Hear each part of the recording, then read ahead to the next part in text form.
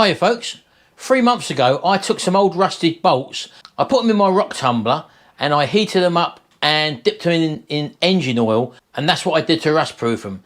So they've been sitting outside now for 3 months in the elements and it's been terrible weather here. So let's just see what's happened to the bolt we protected and also the other bolt which I didn't protect with dipping in hot oil. Let's have a look.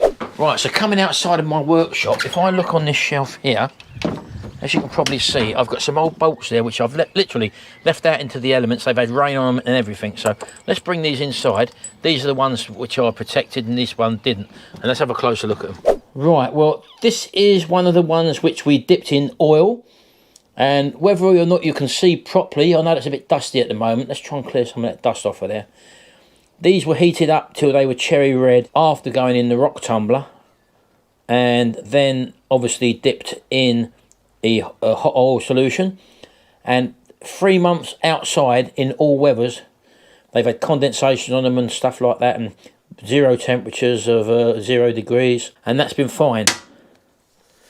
This was probably the worst one out of the batch, and as you can see, this one is fared exactly the same. Absolutely no sign of any rust coming through at the moment.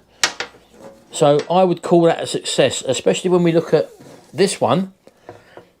And again, you can probably see the rust pitting on there along the shaft. Now don't forget, I didn't do anything to these after they come out of the rock tumbler.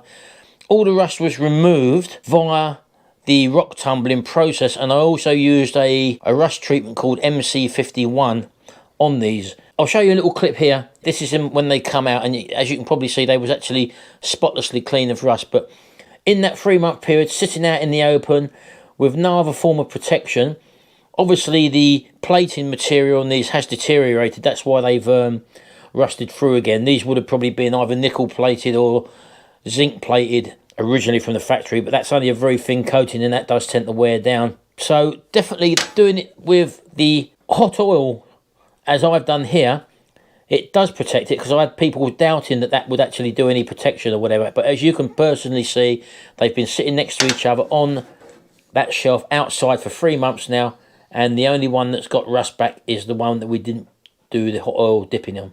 So as I mentioned in that video, sometimes you don't need black bolts. That's the only trouble with doing the oil way, dipping it in hot oil, is that you're going to colour the bolt black.